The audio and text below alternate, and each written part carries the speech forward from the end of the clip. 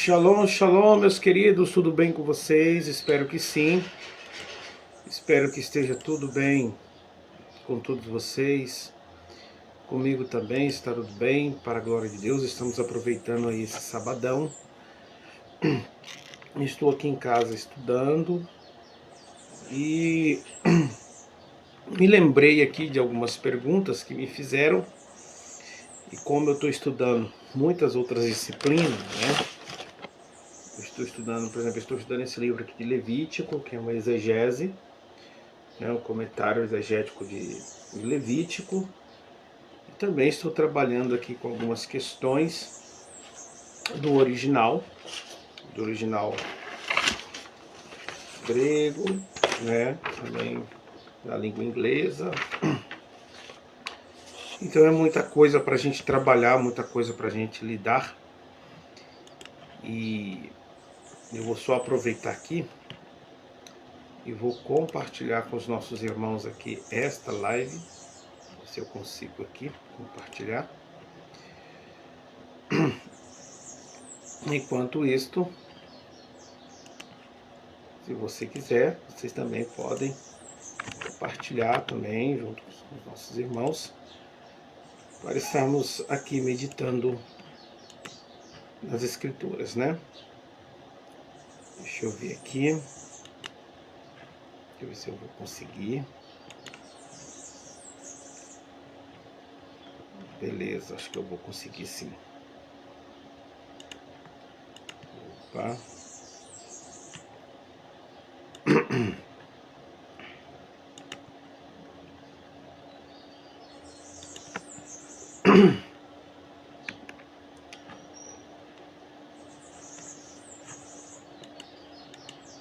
Bom, alguns irmãos sempre me fazem perguntas, né, para eu fazer abordagens aqui.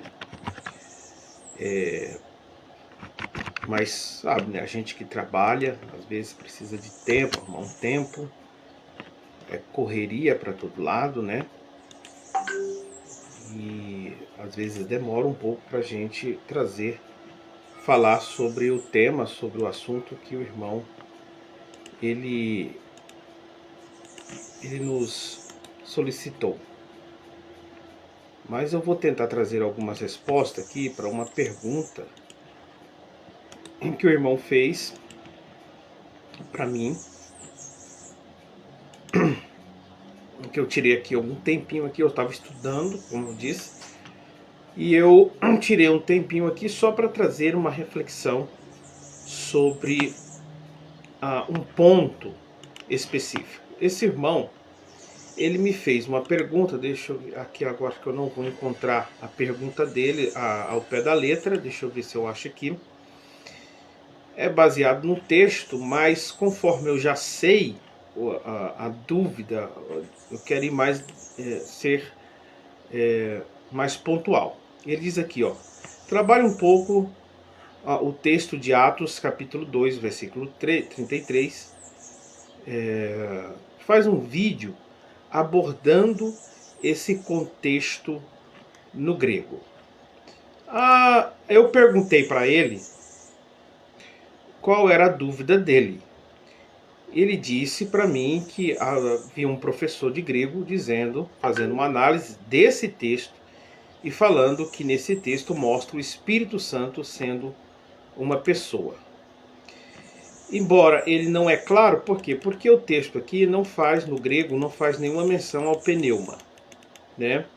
Pneuma é a palavra para espírito em grego. Então, nós temos aqui a pessoa da divindade, Theos, né? Em que você vai fazer uma tradução que diz que Elohim, quer dizer Deus, ressuscitou Jesus, né? Da qual nós somos testemunhas. Aqui não está fazendo, né, referência ao nome do Espírito Santo. Não está tratando se o Espírito Santo é uma pessoa tal. Embora que eu até entenda às vezes a pergunta dele, que às vezes o teólogo ele vai lá e faz faz tipo uma hermenêutica, né? Ele está fazendo uma hermenêutica, então ele está pegando ali versículos que mostra Deus ressuscitando o Filho. Ora, nós temos o Filho nos Evangelhos dizendo que ele mesmo se torna a levantar, ou seja, Jesus dá a entender que ele mesmo vai ressuscitar assim. Então, nós vamos para outros textos, nós vemos o Deus Pai ressuscitando o Filho. E também nós vamos para outros textos, nós vamos ver que o Filho, em Romanos, que o Filho foi ressuscitado pelo poder do Espírito Santo. Então, pode ser que o professor, que o teólogo, ele está fazendo esse tipo de link, né? Que se aqui em Atos diz que o Deus ressuscitou o Filho, então seria o Espírito de Deus. Embora nos textos grego, nós não temos aqui, no texto grego, aqui a palavra Espírito Santo, né? Então isso seria uma inferência, seria uma análise hermenêutica, fazendo todo aquele quebra-cabeça, montando todo aquele cenário para interpretar o texto. Aí o meu amigo, nosso amigo, a dúvida que ele tinha mesmo é se o Espírito Santo é uma pessoa ou não. É que eu entendi, né? Porque ele quer saber, ele quer entender se o Espírito Santo é uma pessoa. Já até entendo do porquê, porque existe aí todo esse debate bíblico sobre trindade, não trindade, né? Então nós temos aí várias formas de tentar explicar o texto bíblico. Irmãos, isso aqui dá... Esse texto aqui, esse tipo de debate, dá o que falar. Primeiro, veja, eu já sabendo um pouco o que ele quis dizer, se o Espírito Santo é uma pessoa. Logo, nós temos o batismo, a ordem de Jesus, né, dizendo que os apóstolos devem batizar em nome do Pai, do Filho e do Espírito Santo. Beleza. Alguns céticos vão dizer que há uma adulteração nesse texto, que esse texto é adulterado. Esse texto não está, ou seja, esse texto foi um acréscimo que foi acrescentado nas cópias originais, ou seja, houve um acréscimo dos copistas. O grande problema é que, beleza, então você está dizendo que há um acréscimo. Qual é o problema? As pessoas têm que entender uma coisa. Muitas pessoas, é o seguinte, eu acredito que muitas pessoas, eles são muito fáceis de mudar de opinião. Por exemplo, um judaizante, não sou contra a fé dentro do judaísmo messiânico, tá, gente? Mas existe sim o judaizante, né? O fanático. E simplesmente ele diz que o texto foi adulterado. O irmãozinho que já está com ânsia, que já tem alguma coisa contra a sua igreja local, contra a fé e blá blá blá, aquele monte de coisa, pessoas que têm com comichão nos ouvidos, ele já compra todas essas ideias como o problema é que essas pessoas não têm senso crítico de provar os argumentos, de provar, se tirar prova, se realmente essa afirmação ele tem fundamento. Quando você vai buscar os fundamentos para invalidar, para validar, não invalidar, mas para validar esse tipo de argumento, você vai perceber que os argumentos são pobres, os análises são pobres, há erros de anacronismo, há erros históricos. Por exemplo, eles vão dizer, uma das grandes falácias é que Constantino, né, foi no concílio de Constantino, esse texto aí foi acrescentado para provar a doutrina da Trindade. Falácia, mentira, tá? Por quê? simplesmente porque até mesmo nos escritos dos chamados pais da igreja, ou seja, aqueles apologistas, né, uns que viveu até do segundo século, assim, bem pertinho da era cristã, nas suas escritas já tinha escrito, né, já tinha uma cópia, ou seja, das palavras de Cristo que os discípulos deveriam batizar em nome do Pai, do Filho e do Espírito Santo. Já havia. Ou seja, existe documentação, até mesmo da própria escritura, que esse texto já estava nos códices mais antigos. Então, o argumento, quando você vai provar o argumento, ele não tem base sólida para se sustentar. Não tem. Então, assim, outro exemplo. Dizem que o grego foi, até judaizantes mesmo, o grego foi adulterado. E porque nós temos uma tradução que tem premissa semítica, que seria o aramaico. Os escritos em aramaico. Existe todo. Agora, eu precisaria explicar para vocês sobre o aramaico judaico, estranguelo. Eu precisaria explicar para vocês todo esse contexto para que vocês entendessem o aramaico. O que é o aramaico, né? Só para vocês entenderem, existe aquele aramaico assírio, aquelas letrinhas que parecem árabe, né? Da língua árabe, aquelas letrinhas ali. Então, é-nos apresentado que aquele é o aramaico, e que o aramaico que Jesus falou, ou seja, Jesus falava um aramaico judaico, tá, gente? Jesus falava um aramaico judaico que tinha semelhança com o hebraico. Semelhança com o hebraico, com as letras. Na realidade, o hebraico, a letra hebraica pós-exílico, ele é uma forma, ele é uma cópia do aramaico. Ele vem, ou seja, eu falo a escrita, a forma de escrita, tá? Ele é uma cópia do próprio aramaico. Já, sim, nós temos a língua aramaica, siríaco, que ele tem também essa forma, parecendo a escrita dos árabes, tá bom? Então, veja. Então, só para vocês entenderem, então eles defendem que o hebraico foi escrito em aramaico, né? O Novo Testamento foi escrito em aramaico.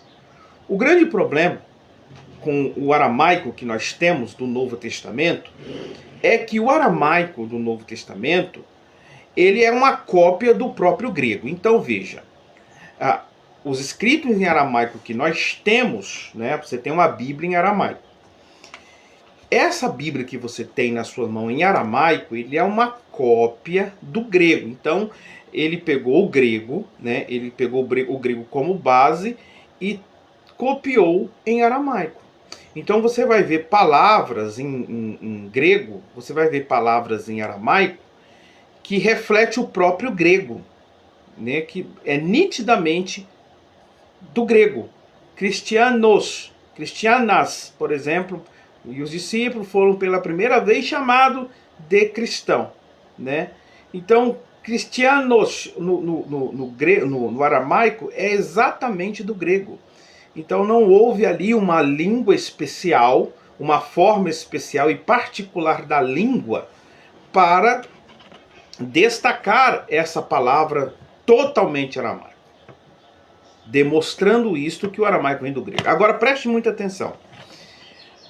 Existe um ponto que é muito curioso e muito forte também, que é de se pensar.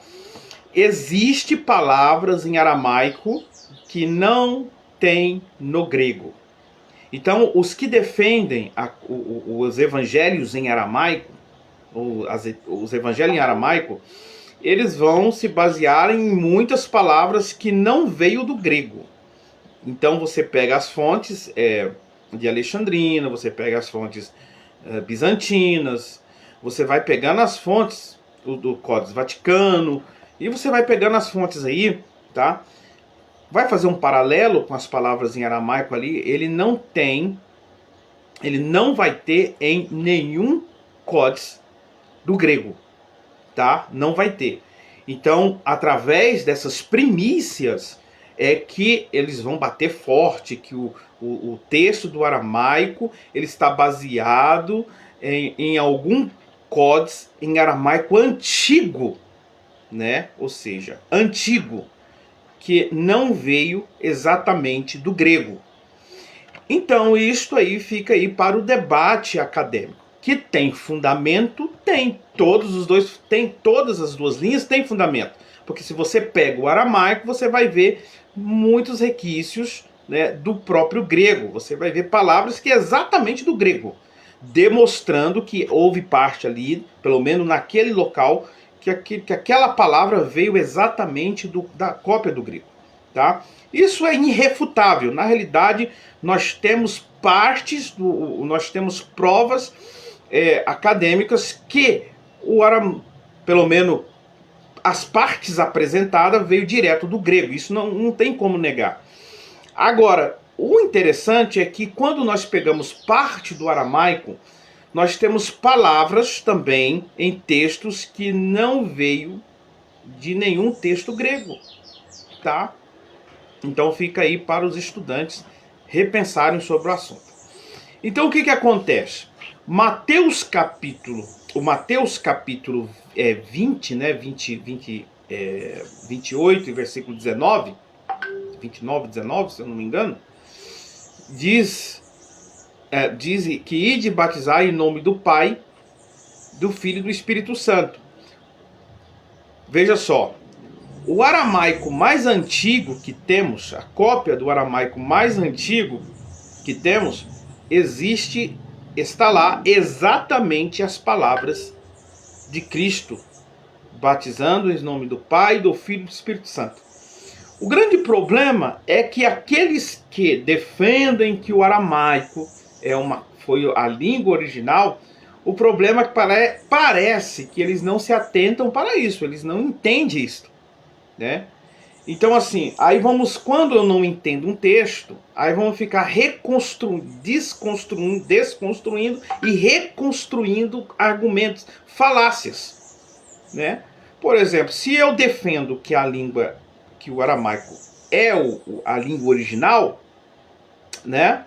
É a língua original, e o batismo em nome do Pai, do Filho e do Espírito Santo está lá, qual é o argumento que eu vou inventar para dizer que o texto está adulterado? Sendo que eu falo esses que seguem a premissa que o Novo Testamento foi escrito em aramaico. Sendo que em aramaico está lá em nome do Pai, do Filho e do Espírito Santo, conforme Jesus diz. Então assim, não existe aquela prova cabal e acadêmica a não ser falácias. Falácias são falácias, conjecturas e blá blá blá, mas não tem nenhuma prova acadêmica em dizer que o nome do Pai, do Filho e do Espírito Santo é uma invenção ou uma adulteração. Foi um texto inserido ali para dar base à tal da doutrina da Trindade, conforme eles dizem.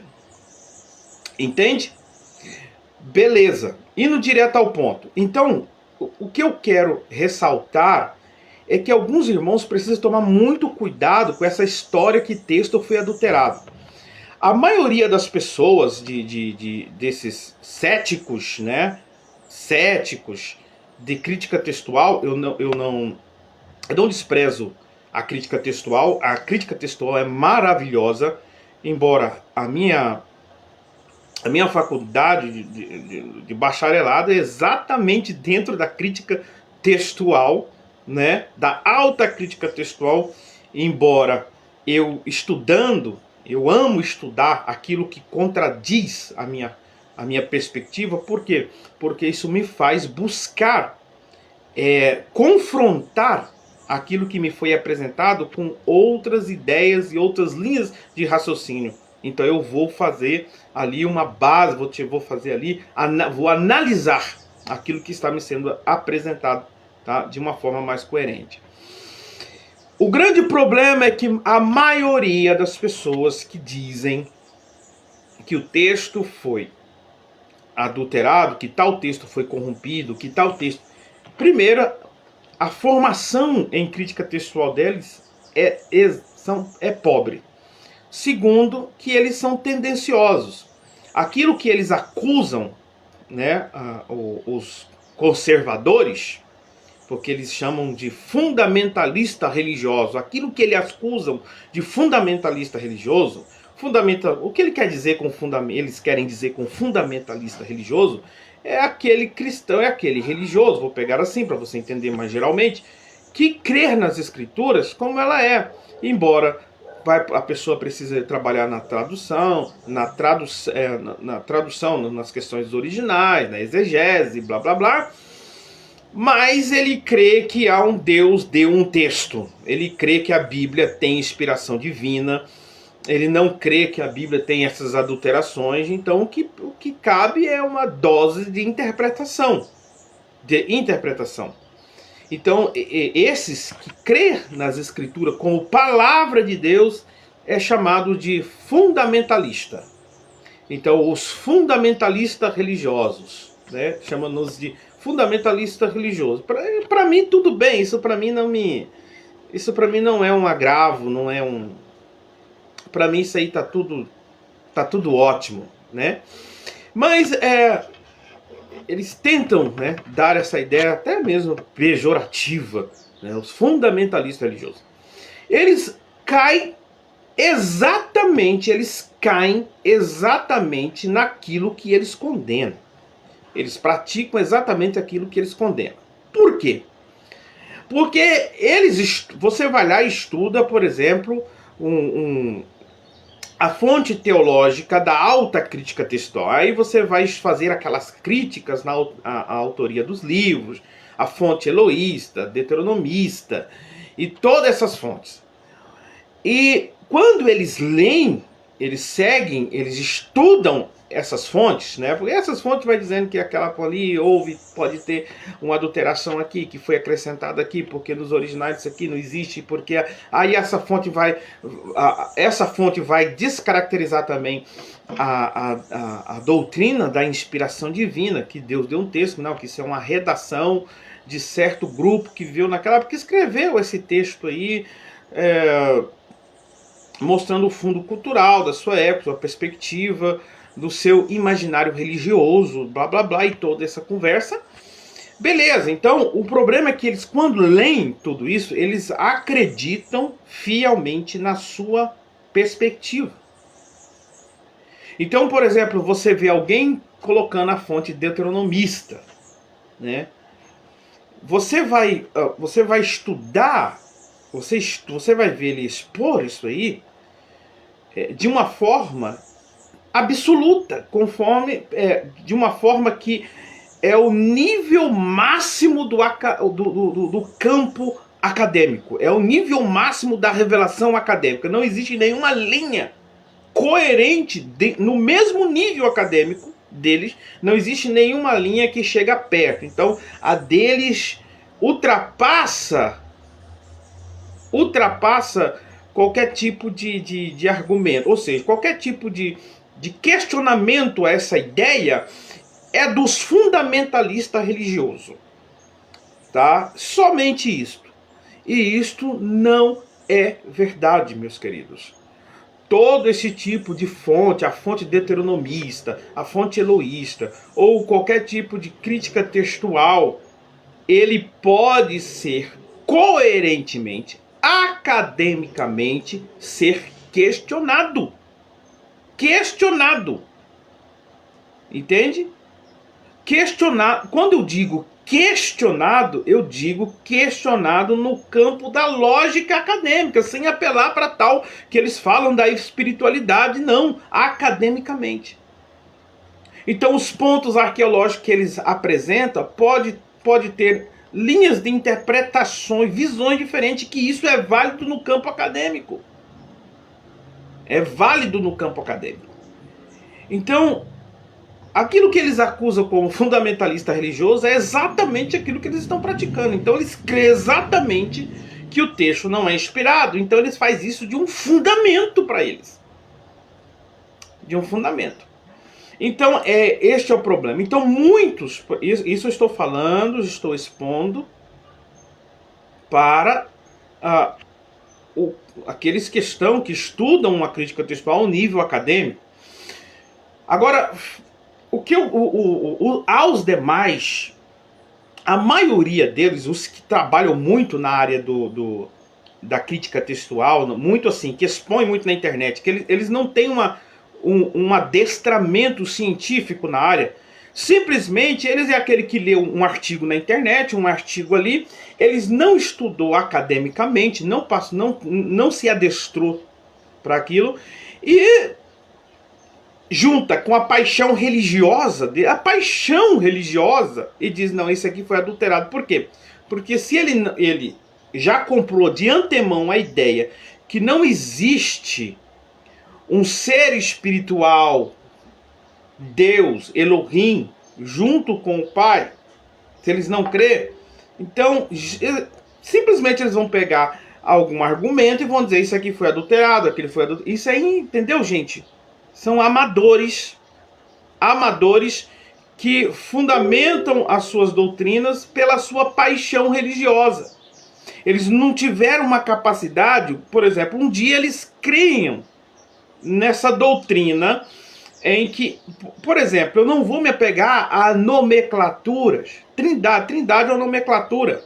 Assim como o monoteísmo é uma nomenclatura. Monoteísmo é uma nomenclatura, simplesmente é uma nomenclatura técnica. Trindade é uma nomenclatura técnica. Nós temos centenas de nomenclaturas técnicas na Bíblia. Tá? Centenas de nomenclaturas técnicas na Bíblia. Por exemplo, os mesmos que afirmam que não existe a palavra trindade na Bíblia, a palavra técnica trindade na Bíblia, eles vão dizer, não existe essa palavra trindade na Bíblia. Não existe não existe palavra monoteísta na Bíblia. Não existe a palavra monoteísmo bíblico, não existe. Essa é uma nomenclatura, conforme eu já disse, uma nomenclatura técnica. Isso é uma questão de linguística. Então, assim, deixa eu ver aqui. Beleza. Vamos lá. Então, meus queridos, é isso que eu quero passar para você. Então tem que tomar cuidado. Você não pode ser um alienado. Ou seja, pensar que os seus fundamentos não podem ser questionados. Sim, as pessoas têm que questionar. Mas nós temos que raciocinar nas coisas. Então, beleza? Então, não existe a palavra trindade nas escrituras. Monoteísmo não existe também. Eu falo no termo técnico da palavra em si. O que existe é a sua crença. A crença em Deus. O monoteísmo, né? Tá, mas da onde saiu a ideia da trindade? Essa nomenclatura técnica da trindade. É de uma crença que existia, tá? Antes da criação do mundo, um ser divino com o Pai. Isso. Então, ao longo da história, foi se desenvolvendo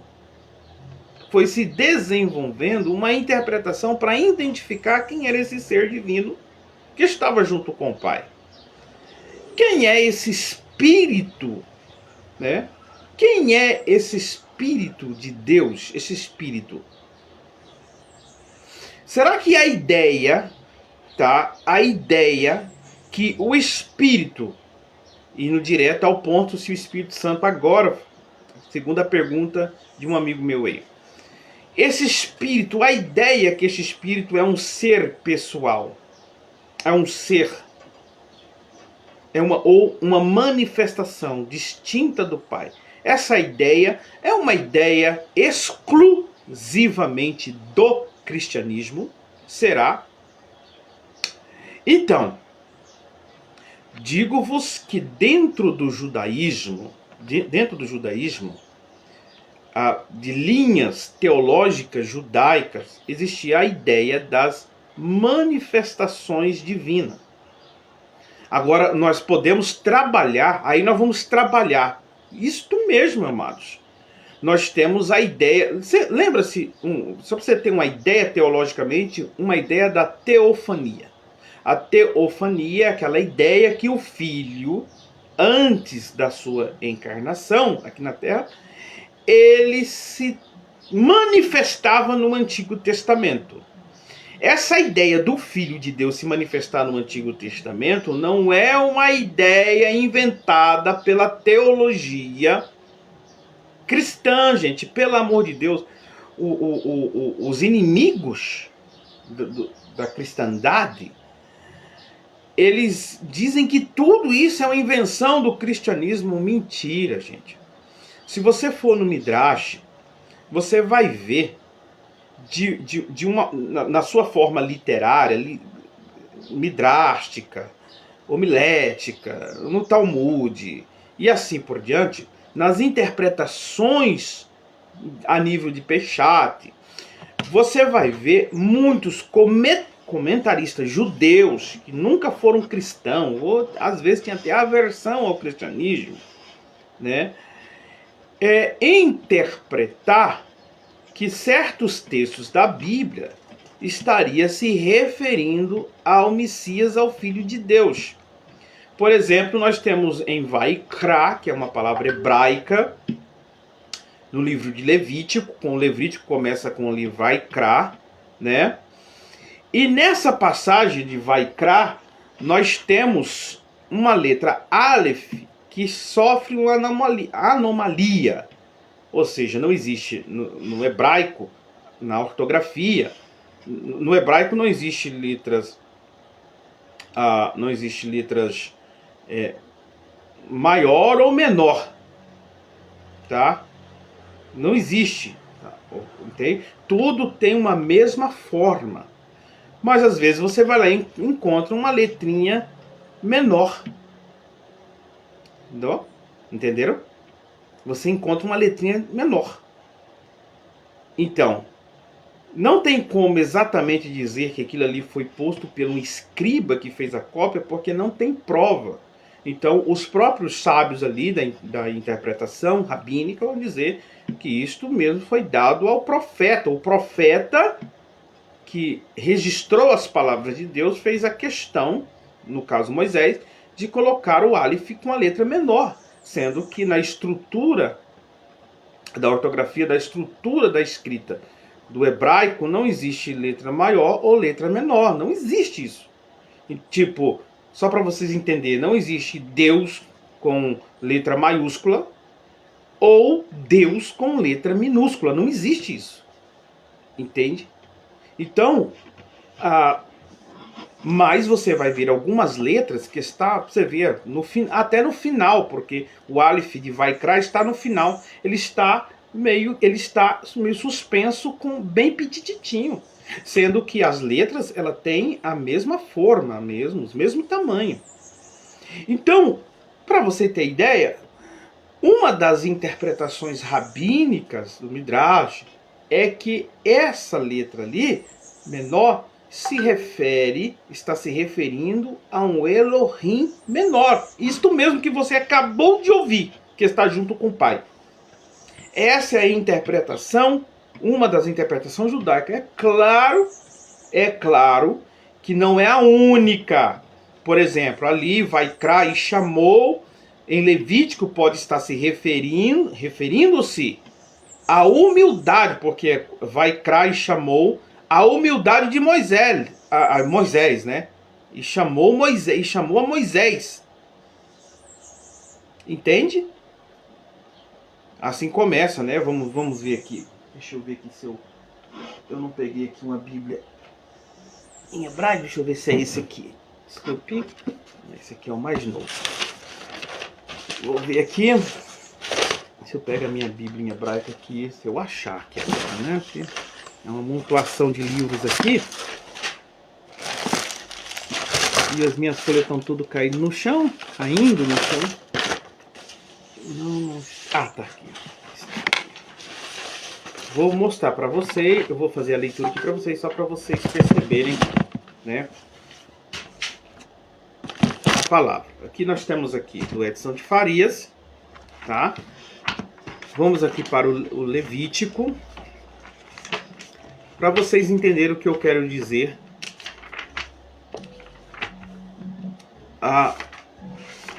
usando a interpretação das próprias literaturas judaicas. Para vocês terem ideia, né? Porque a ideia de um Elohim lá com Deus, isso aí é coisa do cristianismo. Para vocês terem ideia. Vamos lá. Tá aqui, ó. Essa é a observação que os sábios fazem. Tá aqui. Vaikra el Moshe. Vaikra el Moshe. Vayedaber. Adonai elaiv meohel. Então diz aqui. Vaikra. E chamou ele a Moisés. Então, essa palavra Vaikra, que quer dizer e chamou, né? Aí nós temos El Moshe. A letra Aleph está pequena aqui. Vou colocar aqui para vocês verem. Eu não sei se vai dar para vocês verem. Vê, a leitura é da esquerda para a direita, tá? É da direita para a esquerda. É aqui, ó. Se vocês... que eu estou apontando errado, certo mesmo? Deixa eu ver. Deixa eu ver. É, aqui, ó. Vou colocar o dedo aqui, ó. Beleza? Aqui, ó. Aqui, ó. Então, se vocês perceberem, o Aleph está aí numa forma pequena. Não existe letra maiúscula ou minúscula no hebraico. Então, os sábios interpretam esse texto dizendo que esse Aleph é uma representação do Messias, do Mashiach, que é Messias, é o Messias, tá? O Messias esperado, o Mashiach, o ungido de Deus, né? A qual nós já que cremos no Novo Testamento, que já se manifestou. Mas eles interpretam que isso aqui é o Messias. Ou já temos outro tipo de interpretação, que isso aqui está falando da humildade de Moshe. Essa letra aqui está representando a humildade de Moshe, né? Ele era humilde, tão humilde, né? Para atender a chamada do Eterno. Mas que temos em interpretação que o Aleph, aqui no final de Vaikra, com letra minúscula, é uma representação do Elohim menor.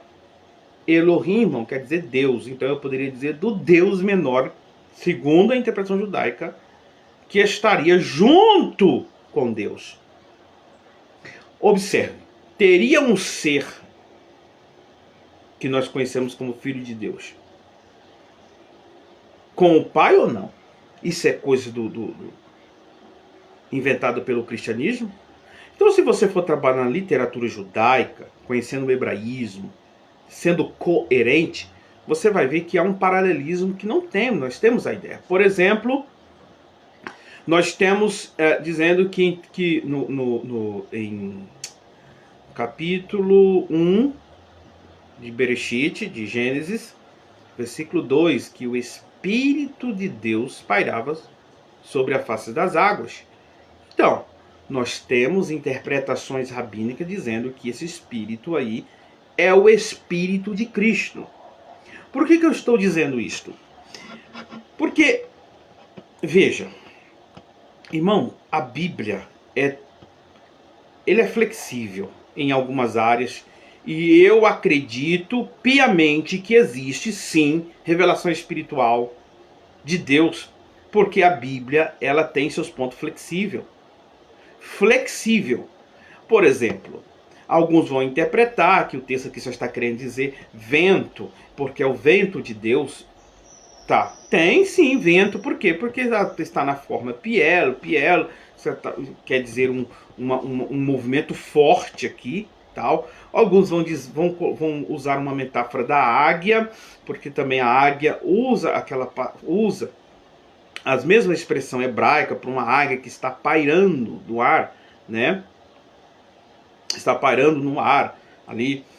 E nós temos também a interpretação judaica, isso está no Talmud, que esse Espírito de Deus está se referindo ao Messias, ao Espírito do Filho, o Filho de Deus. O Filho de Deus. Então, meus queridos e amados irmãos, interpretação judaica. E olha que nós sabemos que a revelação do Filho, será que um judeu no Talmud, reconhecendo um ser, a parte do Pai, que vinha do Pai, como até mesmo o Messias, será que eles poderiam ter mal interpretação? Podia, meus queridos. A revelação clara do Filho de Deus, da pessoa do Espírito, clara, plena, se deu no Novo Testamento. No Novo Testamento que nós temos a revelação clara.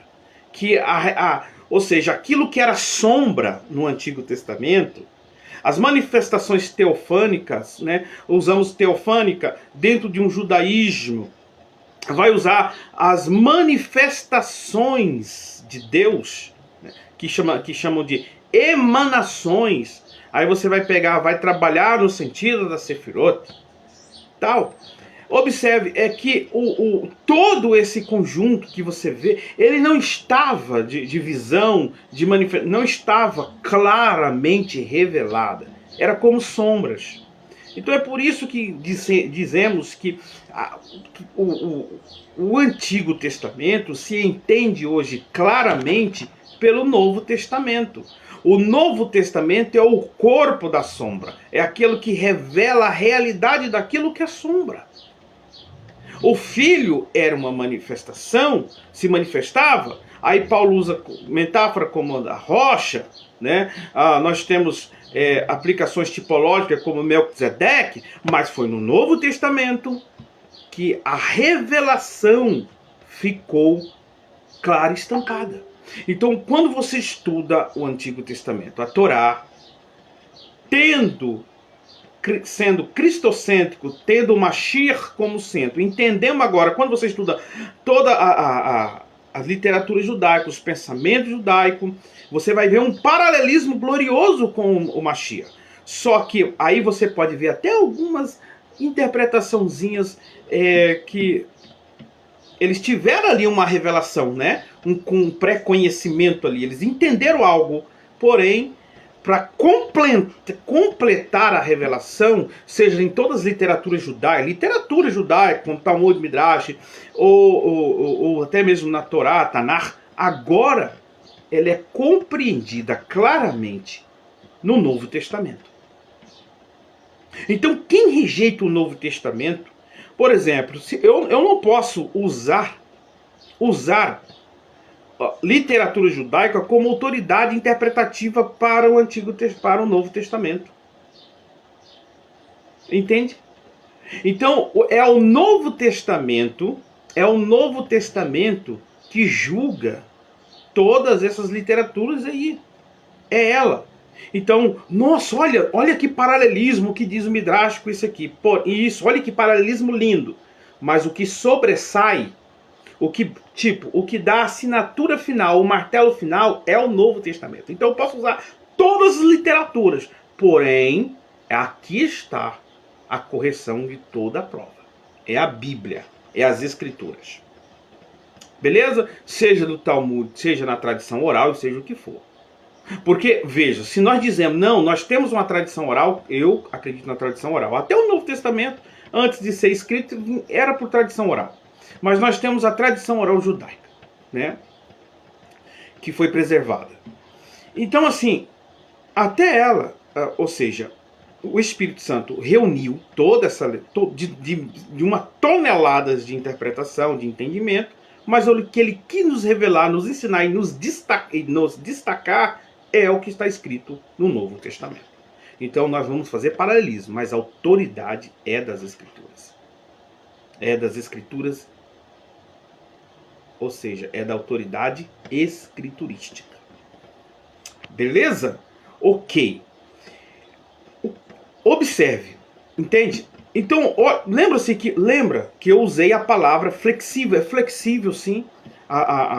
Algumas as interpretações, tem muitas interpretações que são flexível, porque tem lógica de interpretação. O que eu estou falando está dentro da literatura judaica, que diz, um sábio diz, que, né, o Talmud diz que a Torá tem 70 faces. Eita, como assim 70 faces, né? Representando 70 povos. Então, cada povo, ou até mesmo dentro da interpretação judaica, eu tenho 70 formas de ver um texto. 70 formas de interpretação. Agora, a questão é que essas 70 faces, elas não entram em contradição uma com a outra. Elas se completam. Entende? Então, observe, as escrituras ela tem a sua flexão. É óbvio que nós não podemos inventar interpretações. Óbvio, interpretações que são heresias. Mas precisamos chegar à maturidade para ter um entendimento coerente sobre isso. Veja. Bom, só para mim trabalhar, se é no capítulo 16, gente, de João, do Evangelho de João, Jesus disse que ia enviar outro Consolador. Alguém me perguntou se o Espírito Santo... Primeiro, a dúvida é se o Espírito Santo é uma pessoa distinta do Pai. E se ele tem personalidade. Se ele tem personalidade. Gente, é complicado.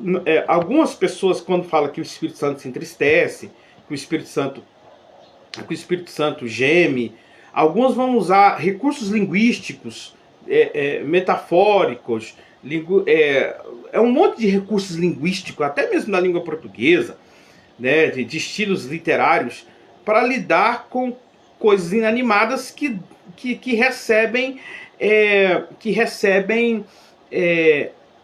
recebem nomenclaturas humanas, né? Humanas. O cedro, por exemplo, nós temos sentidos poéticos dentro da Bíblia hebraica, que o cedro falou com não sei o quê, né?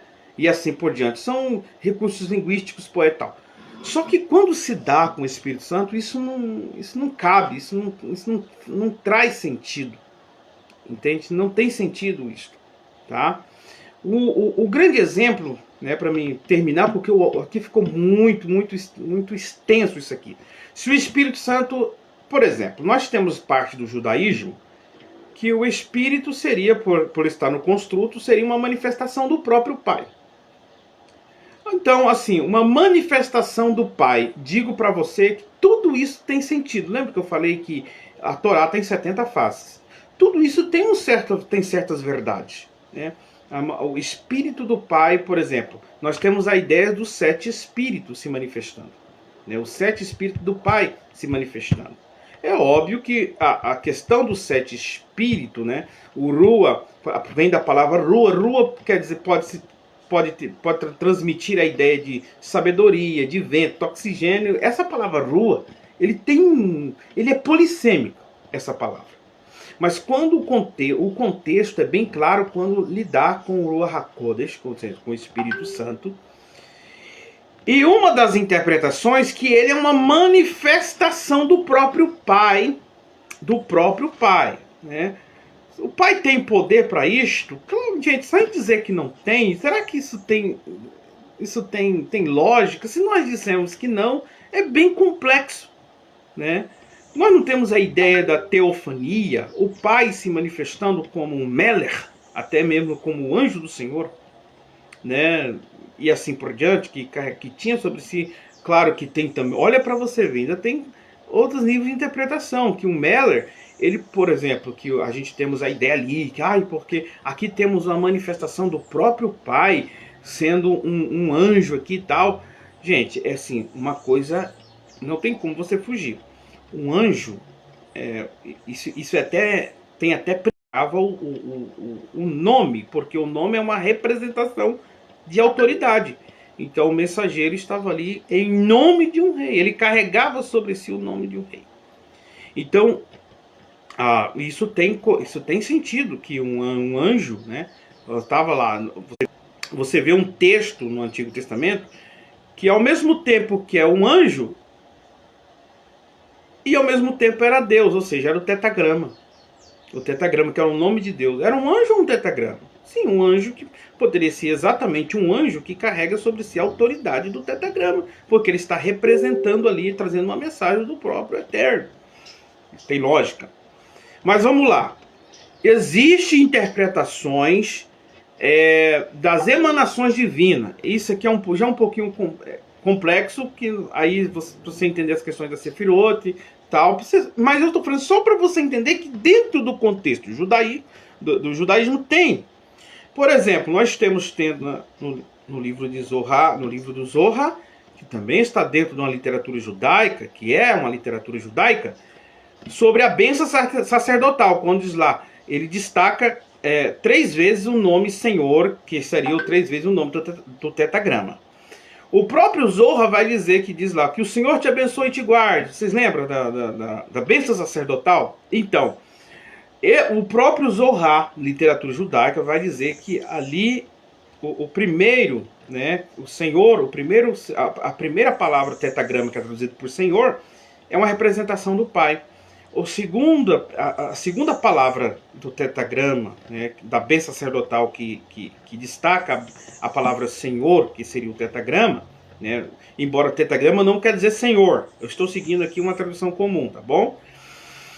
É o Filho, e que a terceira vez que a bênção sacerdotal destaca a palavra Senhor, ou tetragrama, seria o Ruach HaKodesh. Então ele destaca 3 vezes aquilo que se chama de Jeová, 3 vezes o nome de Deus. Isso aí não é interpretação, gente. Não é a interpretação cristã. Interpretação judaica, viu? Interpretação judaica. Vamos lá. Eu estou mostrando aqui para vocês essas linhas de interpretação para que a sua mente evolua, para que você pense, não fique só dentro de uma caixinha, pelo amor de Deus. As pessoas ficam dentro de uma caixinha que não conseguem sair disso. Então, veja. Beleza. Tá. O grande problema é que os teólogos, o cristianismo, interpreta isso trindade, né? Dá a nomenclatura de trindade. Aí vem uma visão judaica, vê as 3 manifestações e dá o nome de emanações. Ou até mesmo de Sefirot. Que bom. Da Sefirot divina. Beleza. Ok. Mas, agora eu quero só para nós terminar, dizer, presta atenção. Tá, porque a maioria que me faz essa pergunta, que está estudando judaísmo aí e tal, ou alguns nem crê que o Espírito Santo é uma pessoa, que é um absurdo não crer que ele é uma pessoa.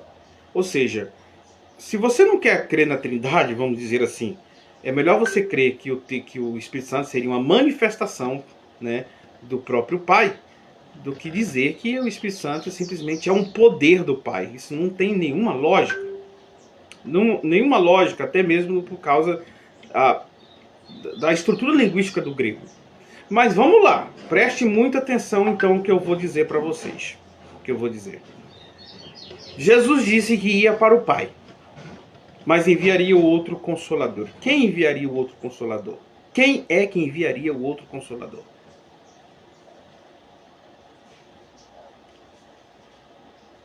Jesus. Nós vemos, se você ler o texto direitinho, nós vemos esse Consolador, que é o Espírito Santo, que é o Ruach HaKodesh, né? Porque ele mesmo vai dizer o Espírito da verdade. Você vai ver no texto que esse Espírito Santo está subordinado à autoridade de Cristo. Temos um problema. Aquele que diz que o Espírito Santo é o próprio Pai, uma manifestação do próprio Pai em si, então, segundo esse texto, o Pai estaria subordinado, vou colocar aqui, o Pai, o seu poder. Bom, ali é um poder do Pai. Então esse poder do Pai, está subordinado ao Filho. Ou o próprio Pai estaria subordinado ao Filho, porque é o Espírito, porque esse Espírito da verdade seria enviado. E ele estaria sujeito, porque tudo que ele ia falar, ele estaria recebendo do próprio Filho. O Espírito, entendeu? Lê o texto, gente. Você vai perceber uma subordinação. tá? Por que estou destacando isso? Para você pensar direitinho. Se ele é o próprio pai, então ele estaria subordinado ao filho. Se ele é um poder, esse não tem nem como, isso aí para mim é um absurdo. Se ele é simplesmente um poder, ele é simplesmente poder. Então eu vou ficar usando recursos linguísticos, alegóricos, quando o espírito falou com fulano, o espírito agiu em fulano. Nossa, isso não tem uma lógica, isso aí. Entende? Então você vê o Espírito Santo ali subordinado. Embora dentro da triunidade divina, dentro da aplicação teológica agora cristã, vamos trabalhar na ideia da economia divina. Tá?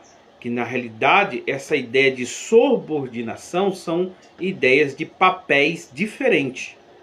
Isso não quer dizer de quem é maior ou menor no sentido de natureza, mas no sentido de papéis diferentes na economia divina. Então assim, gente, bom, o Espírito Santo é uma pessoa? Sim, o Espírito Santo é uma pessoa. Isso não tem como negar. Beleza? Que o Eterno abençoe. Quando eu tiver oportunidade, gente, né? Porque eu estava estudando outra coisa, agora que veio na minha mente de trazer uma resposta, uma reflexão. Para você pensar, observa, eu não estou ditando. Aqui é para você pensar. Entendeu? Para vocês entenderem, tá? Um pouquinho desses princípios aí. E, no meu ver, o Espírito Santo, sim, é uma pessoa distinta. Que o Eterno abençoe.